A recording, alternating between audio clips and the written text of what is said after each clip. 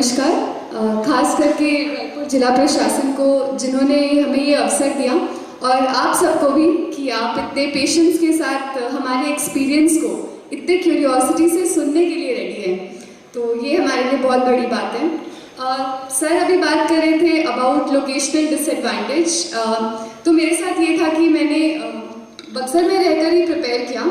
अगर आप देखें तो बक्सर रायपुर से बहुत ही छोटी आबादी वाला शहर है, तो मुझे लोग कितना भी कहते जब मैंने प्रिपरेशन स्टार्ट की कि दिल्ली जाना ज़रूरी नहीं होता, बट किसी और से सुनने पर उस बात पर उतना विश्वास नहीं होता जितना खुद करके ना देख लो। तो मैंने बाय डिफ़ॉल्ट ही, क्योंकि कोरोना महामारी थी 2020 में, इस वजह से I could not go to Delhi, but I think it has been my biggest blessing so far. और I would like to give 2 minutes इस बारे में थोड़ा डिटेल में डिस्कस करते हैं। तो क्या वो फ़ायदे होंगे अगर आप दिल्ली जाते हैं? पहला कि आपको रेडिली अवेलेबल कोचिंग्स मिलते, मटेरियल मिलता बहुत सारा, और एक जो हम कहते हैं कोलॉक्वियल टर्म्स में इन्वायरमेंट या माहौल मिलता पढ़ने का। तो ये चीज़ें हमें यहाँ रायपुर में या मेरे शहर बक्सर में मुझे नहीं मिली। And but I tell you how this will prove to be a blessing. Too many materials is not required in UPSC, and I think यही सबसे बड़ा डिसएडवांटेज हो जाता है हम लोगों के लिए in the nature of fear of missing out, कि हम कोई नया मटेरियल तो मिस आउट नहीं कर रहे, हम दिल्ली में रह के कुछ नया ट्रेंड तो मिस आउट नहीं कर रहे, इसके चक्कर में हमारी पढ़ाई मिस आउट होती है। So I tell you how we can get over these shortcomings जो हमें यहाँ रह के हो सकती है।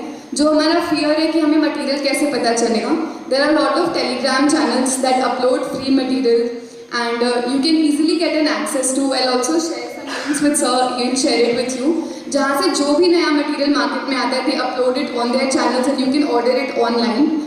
जो भी स्टैंडर्ड बुक्स और रिसोर्सेज होते हैं, it's easily available on Amazon, Flipkart etcetera. और एक जो माहौल की बात होती है कि एक फ्रेंड सर्कल नहीं है, आई थिंक इस पर ज़रूर वर्क करना चाहिए। You should have some friends, seniors और peers in your college etcetera. अगर नहीं तो आप खुद 2-4 ऑनलाइन फ्रेंड्स ढूंढ सकते हैं through Telegram etcetera. I think having a peer group was a blessing, क्योंकि आप एक चीज़ और दिल्ली में जो अच्छी होती है वो है अच्छे लाइब्रेरीज़। तो I think Raipur has some good libraries, you can make use of that. मेरे यहाँ तो एक अच्छी लाइब्रेरी भी नहीं थी, so I turn my room into a library. These are the only bare minimum things, और satisfaction with what you have, the bare minimum resources and believing in that कि मेरे पास जो है वो सफिशेंट है, वो सही है, and working on what is controllable and not कि ये छूट गया वो छूट गया। That will help you more, I think, in this preparation. The other aspect is so this was where to prepare from, Raipur or Delhi or from wherever. The second aspect is how to start preparing. तो इसके लिए सब लोग कहते हैं कि NCERTs, standard books, so I'll just give my input for that. Irrespective of your background, आप इस एग्ज़ाम को दे सकते हैं, you can prepare for this examination. And मुझे लगता है इस एग्ज़ाम की सिर्फ तैयारी कर लेना ही आपस में एक बड़ी बात है। Even if you do not succeed you will never and up regretting this preparation. इस बार मुझे नहीं पता था कि मेरा एग्जामिनेशन क्लियर होगा या नहीं होगा, but I was at least happy कि जो मेरा लेवल ऑफ नॉलेज या एक्सपोजर टू द वर्ल्ड है before starting this preparation has increased many fold. तो ये एक अच्छी बात है, आप खुद पे कॉन्फिडेंट पर्सन फील करते हो, अवेयर पर्सन फील करते हो। In terms of NCERT standard books, तो कुछ सब्जेक्ट्स होते हैं जो प्रीलिम्स के लिए सबसे इंपॉर्टेंट होते हैं, one of them being polity. तो पॉलिटी के लिए you can directly start with Laxmikanth, but only अगर आपको डिफ़िकल्टी होती है लक्ष्मीकांत समझने में, I would recommend 11th and 12th NCERTs। And अगर आपका पॉलिटिकल साइंस बैकग्राउंड है then you can skip those NCERT। तो ये एक थंब रूल नहीं है कि हमें इस क्लास की NCERT से स्टार्ट करना है, अपने बैकग्राउंड को एनालाइज करो, अपनी understanding in that subject you should see, and then हम देख सकते हैं कि हमें कौन से क्लास से NCERT स्टार्ट करनी है। अगर 11th 12th में भी डिफिकल्टी होती है then we can go back to 8th 9th and 10th। Then the second subject would be geography. I think geography समझने में मुझे काफ़ी डिफिकल्टी होती थी, so geography has some good material. सबसे पहले तो most important is 11th and 12th NCERTs।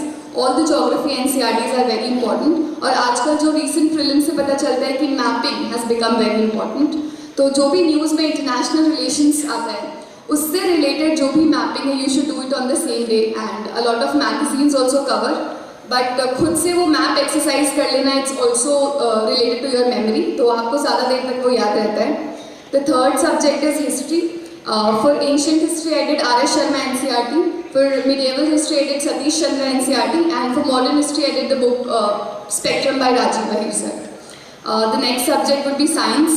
So, being from a commerce background, when I first attempt में science prepare ही नहीं किया. I thought it is not my cup of tea. But the questions asked in science in UPSC prelims are different. And आप उसको broadly दो चॉनल्स में divide कर सकते हैं. जो एक मेडिकल साइंस से रिलेटेड बायोटेक्नोलॉजी वाला portion and other is contemporary technologies like quantum that are in the news. So I think for the biotech portion I did a book Essentia by Unique Publications and उसका सिर्फ biotech portion I did, and for the contemporary technologies keeping in touch with any current affair magazine would do. What else? I think economics is one more important subject that covers 17 to 18 questions. The most important is reading newspapers and economics, and I think most of the questions, 80 to 90%, current affairs से inspired होते हैं economics में. तो आप शुरू से ही newspaper पढ़ना start करें, उसमें आप पॉलिटी इकॉनमी के न्यूज़ पर ज़्यादा फोकस करें, और इकॉनमी के लिए आप कोई भी एक स्टैंडर्ड मटेरियल रेफर कर सकते हैं. NCERT is also being one of them. But again this goes with the same कि आप अपना बैकग्राउंड एनालाइज करें. अगर आप कॉमर्स बैकग्राउंड या मैनेजमेंट बैकग्राउंड में भी आपको 11th-12th NCERT की ज़रूरत ना पड़े. These were the standard sources and where to prepare from. और सर उस टेलिंग की बहुत पर्सनल चुनौतियों के बाद भी आई डिड दिस एग्जाम. तो the only thing that kept me going was I have a very strong single mother and I always wanted to make her proud. So